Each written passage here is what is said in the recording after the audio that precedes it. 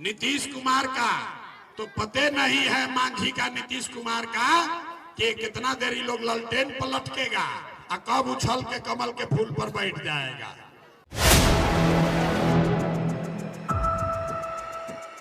नमस्कार, आप देख रहे हैं 4 PM और मैं हूं अभिषेक मिश्रा। बिहार में जिन 4 विधानसभा सीटों पर उपचुनाव हो रहे हैं उनमें से एक सीट है इमामगंज की सीट।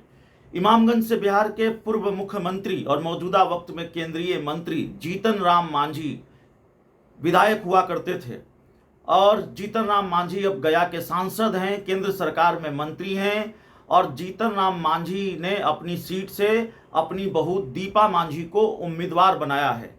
तो दीपा मांझी जो जीतन राम मांझी की बहू हैं वो चुनाव लड़ रही हैं इमामगंज सीट से।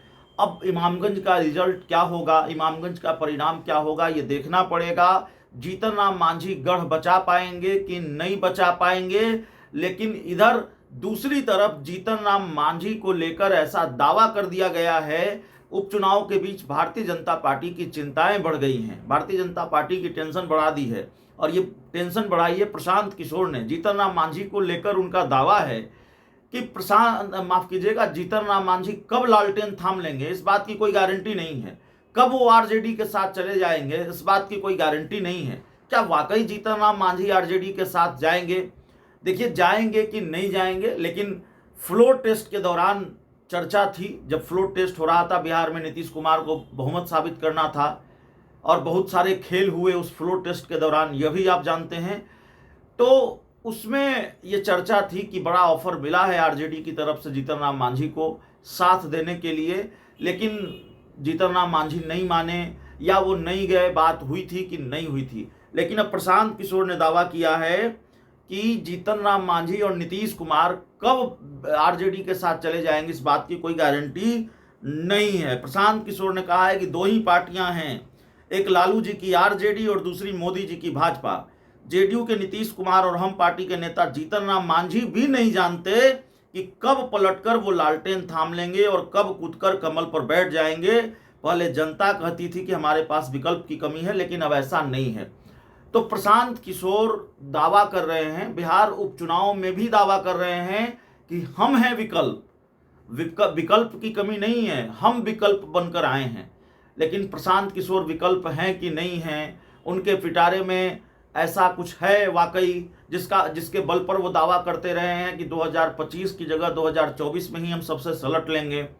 प्रशांत किशोर खुद सलटने के कगार पर हैं। प्रशांत किशोर के पहलवान मैदान छोड़कर भाग गए और दूसरी तरफ जो तरारी में स्थिति हुई, तरारी में ये स्थिति देखने को मिली कि प्रशांत किशोर को पता ही नहीं था कि दाम झाम के साथ जिस उम्मीदवार को उतार रहे हैं एसके सिंह को, वो चुनाव लड़ ही नहीं सकते, वो बिहार के वोटर ही नहीं है, मतदाता सूची में उनका नाम ही नहीं है। तो फिर उनको उम्मीदवार बदलना पड़ा, किरण देवी को चुनाव लड़ना पड़ा। प्रशांत किशोर दावे लगातार बड़े बड़े कर रहे हैं, लेकिन उनकी मुश्किलें भी कम नहीं हैं। उनके लिए अग्नि परीक्षा है, अग्नि परीक्षा में फेल हुए तो जाहिर तौर पर प्रशांत किशोर की खूब लानत मलामत फजीयत होगी, क्योंकि दूसरे राजनीतिक दलों के मुकाबले बहुत बड़े बड़े दावे किए हैं, बड़ी बात प्रशांत किशोर ने कही है अपनी पार्टी के लॉन्चिंग के दौरान, लॉन्चिंग के बाद भी, अभी वो बड़ी बड़ी बातें कर रहे हैं। लेकिन खैर, जीतन राम मांझी को लेकर जो दावा किया है वो तो बीजेपी की टेंशन बढ़ाने वाली बात है।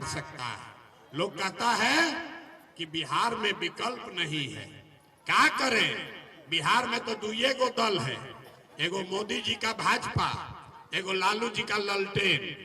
नीतीश कुमार का तो पते नहीं है, मांझी का नीतीश कुमार का, कि कितना देरी लोग ललटेन पर लटकेगा और कब उछल के कमल के फूल पर बैठ जाएगा।